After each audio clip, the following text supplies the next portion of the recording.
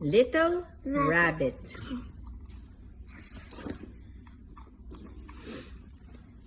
Little Rabbit did not like being the smallest rabbit in his family. He loved to hop and bounce, but his bigger brothers and sisters didn't always let him join in their games.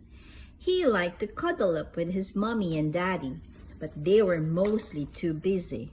Sometimes, Little Rabbit thought no one even remembered he was there. So one day, he decided to go and find a new family.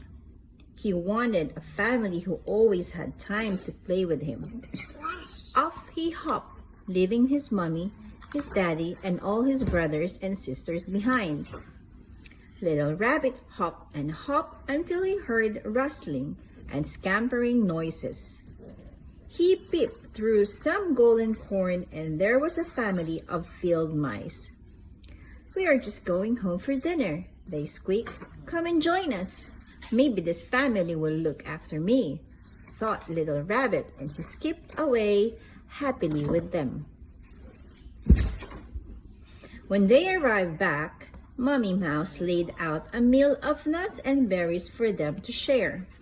Little Rabbit turned pink to the tips of his ears. "I'm sorry," he said, "but rabbits cannot eat nuts and berries. You have been very kind, but I don't think I belong in your family." And he bounced away towards the river. When he reached the river bank, he saw some animals rolling and playing together. It was a family of otters. 2 cubs swam up to him. "We're playing chase," they called. "Come and join us. Maybe this family will look after me," thought Little Rabbit. But Little Rabbit soon found that he couldn't play the otter's splashy river games. He didn't even like getting his feet wet. He remembered playing hide and seek with his brothers and sisters.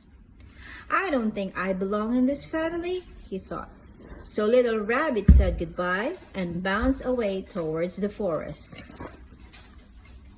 Soon Little Rabbit heard a tap, tap, tap in the trees. Looking up, he saw a flash of speckled feathers through the leaves. It was a family of woodpeckers. 2 chicks flew down to him. "We're helping our daddy find food," they said. "Come and join us. Maybe this family will look after me," thought Little Rabbit. The chicks were friendly, but Little Rabbit couldn't really join in. Watching the woodpeckers reminded him how he loved digging in the burrow with his daddy. "It was nice to meet you," he said to the woodpeckers, "but I don't think I belong in your family." And he bounced away again. Little Rabbit was beginning to think he would never find a new family when he met some ponies trotting along in the sunshine. He ran to catch them up. "Hello, Little Rabbit," cried the ponies. "Come and run with us."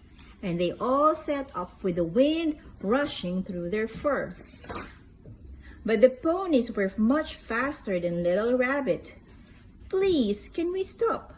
he called out, but the wind was whistling so loudly that they couldn't hear him, and in a moment they were gone.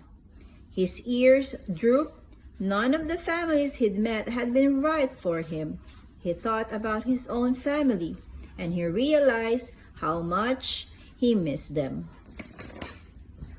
Poor Little Rabbit was left all alone. Sigh and looked across the fields. Just then he saw some rabbits in the distance, and there running towards him were his mommy, his daddy, and all his brothers and sisters.